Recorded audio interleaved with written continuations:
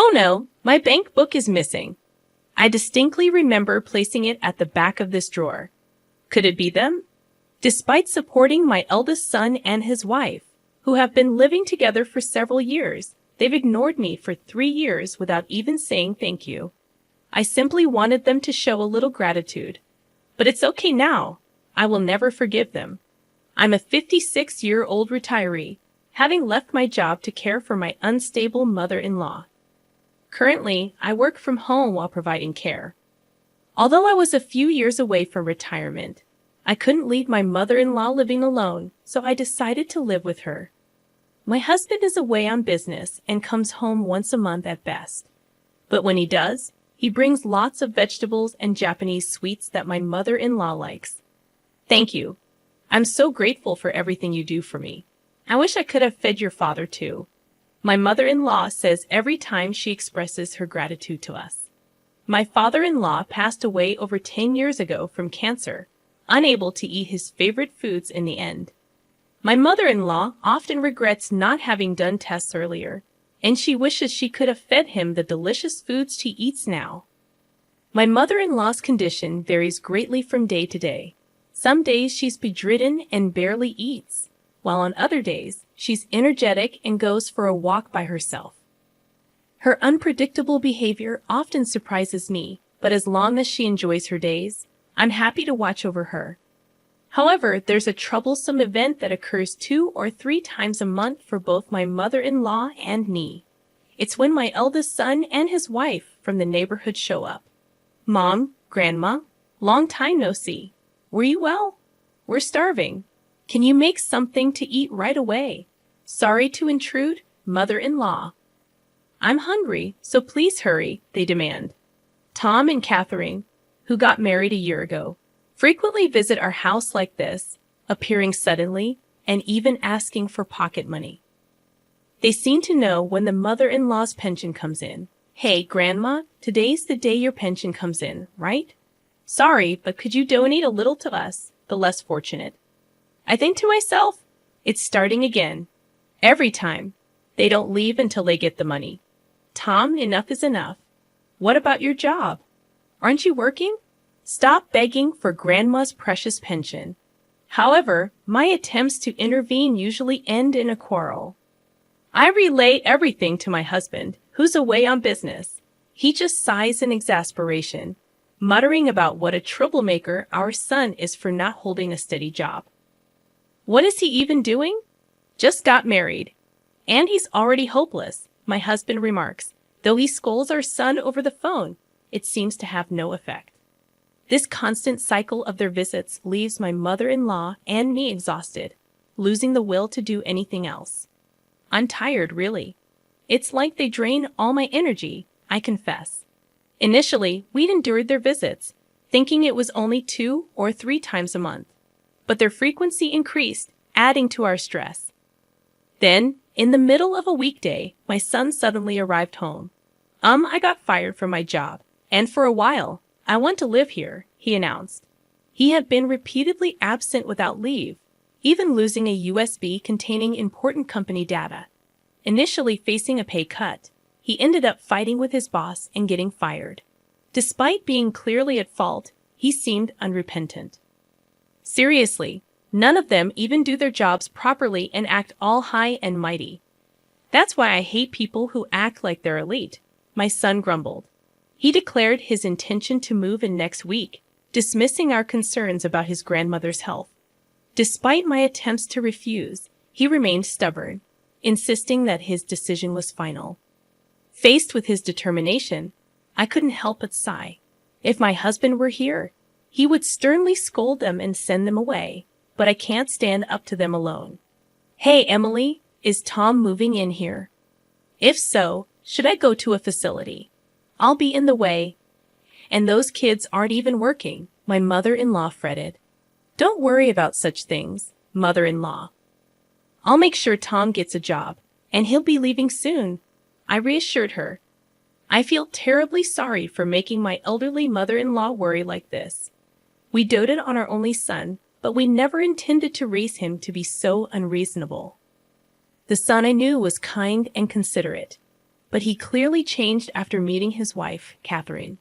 To ease my mother-in-law's worries, I offer her assurance. I reassured my mother-in-law, "You don't have to worry about anything. I intend to take good care of you." I repeated my explanation several times, and gradually the tension on her face eased. However, the day my son and his wife moved in arrived sooner than expected. Despite having separate bedrooms, we rearranged the rooms to share one, as my mother-in-law felt insecure being alone. Her desire to share a room highlighted her anxiety. Unfortunately, their behavior from the first day was appalling. "Hey, Mom, we're planning to use the entire second floor for our room. That's okay, right? From today, the second floor bathroom is ours only.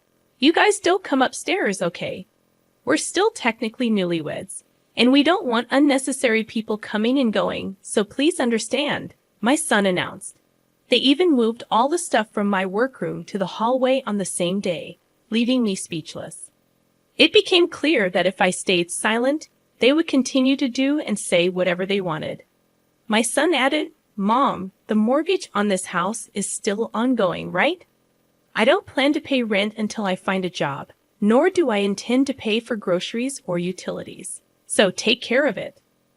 Feeling increasingly irritated, I reluctantly responded, "Ah, I see."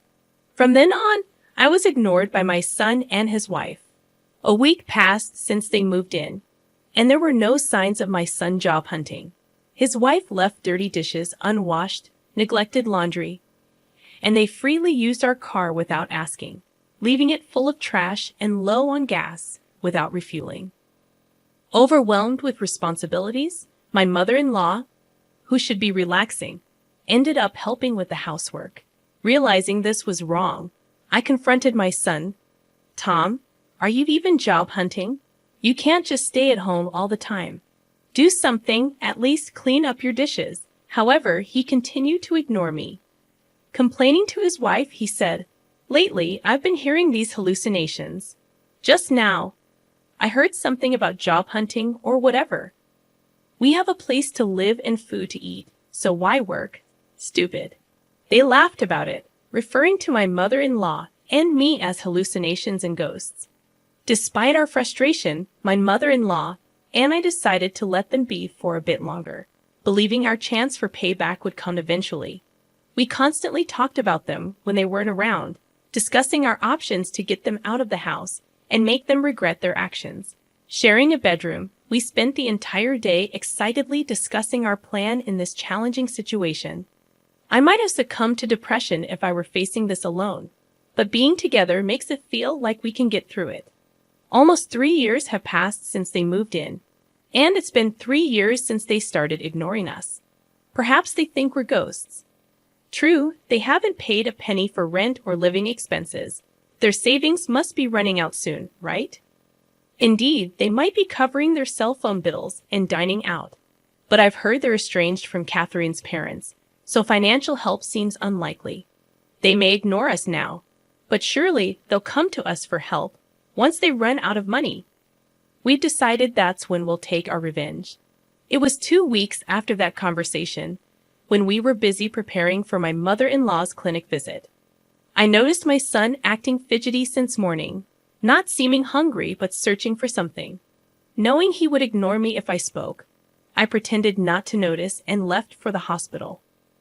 Upon returning home, I discovered my son and his wife were gone, and my bank book was missing. Thinking the worst, I went to check my bedroom. Oh no, my bank book is missing. I'm sure I put it in the back of this drawer. Could it be them? I thought. It was too much, even criminal. My mother-in-law came and asked, "Emily, what's wrong? You look pale. Did something happen?" So, I told her that Tom and Catherine stole my bank book. They took the bank book that was kept here. The house mortgage is $2,000 a month, and on top of that, I've been supporting my son and his wife who haven't paid a penny. This is the result. I didn't expect them to say thank you, but I at least wanted them to show some gratitude. But it's okay now. I will never forgive them. Despite the theft, according to my online banking, no money had been withdrawn from the account yet. I rushed to the bank to close the account. They were mistaken if they thought they could withdraw cash with just the bank book without knowing the PIN and without the seal. The more I thought about it, the angrier I became at my son and his wife.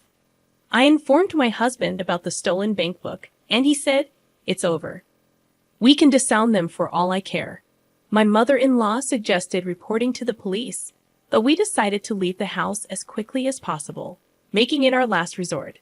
I couldn't let them run wild anymore and refused to be taken advantage of.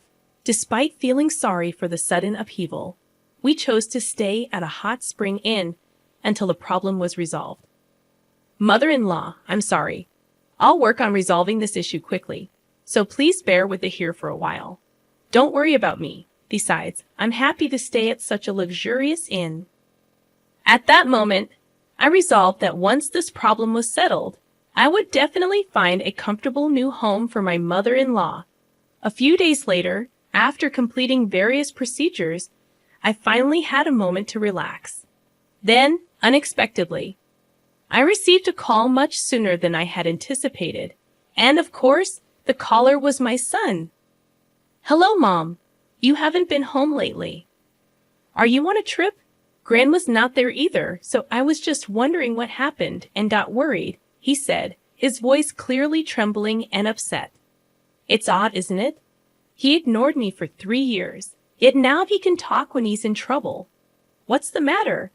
This is the first time you've spoken to me in 3 years. Do you need something? By the way, I have no business with you guys.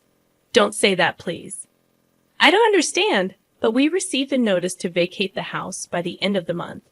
It's our own house, so what's going on? He explained. The real estate agent, outraged by our story, had swiftly proceeded with the paperwork, sending the eviction notice within 2 days. Impressed by the real estate agent's prompt action, I decided to reveal the truth to my son. That house! I sold it because I thought it was no longer needed, and it seems the new buyer wants you to leave soon. What? Even if you say that, we have nowhere to live. Where are you and Grandma now? Well, come there, my son pleaded, still trying to use us even in this situation. Enough is enough, I thought. Why are you crying to me now? What a pathetic man. You freeloaded for 3 years, ignoring me and Grandma. Isn't that a bit too convenient? Just so you know, I intend to cut ties with you. Your father agrees with this decision. Don't say that, please. I didn't mean it. I wanted to get along with you and Grandma, and I'm looking for a job too. My son replied, spilling lies that astonished both my mother-in-law and me. If he had shown genuine remorse, we might have reconsidered, but he had already crossed the line by stealing the bank book. By the way, you stole my bank book from the bedroom, didn't you? What were you planning to do with it? You thought as long as you got the money, everything would be fine, right? Lying won't do you any good. No, that's not. I could tell from the other end of the phone that my son was on the verge of tears.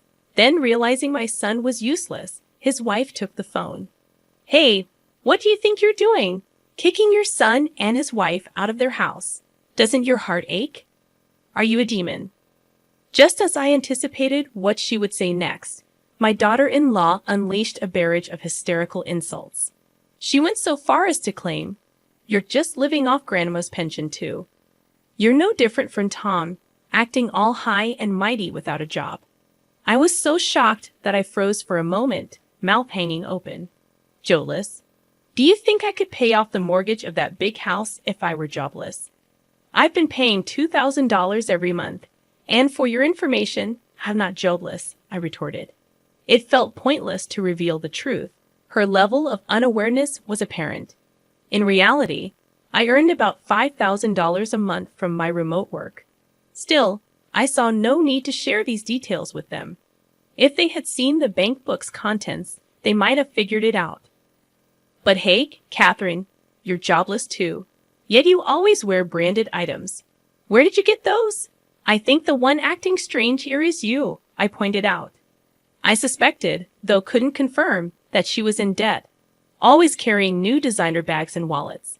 Even my son, before being fired, worked at a decent company and earned a fair salary. It seemed like she was the one who ruined everything. I have no intention of prying into your private affairs, but if you're in debt, you'd better deal with it quickly before things get out of hand. Also, please leave that house as soon as possible. I'll take my leave now.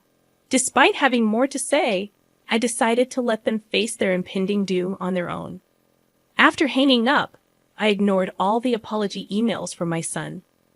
My husband, who had also been contacted, dismissed them with even colder words than I did. We have been ignored until now, but it was our turn to ignore them.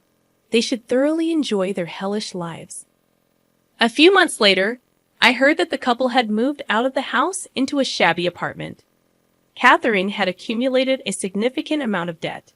Although my son tried to initiate a divorce, they decided to repay the debt together since it was also in his name. With both of them jobless, they struggled to repay and were now busy working while being chased by debt collectors. Their hellish life continued, but they should try their best to overcome it. As for me, I'm currently considering a house to live in with my mother-in-law. My husband is likely to return from his business trip soon, so we're planning to live together in a comfortable house, enjoying a peaceful and happy life.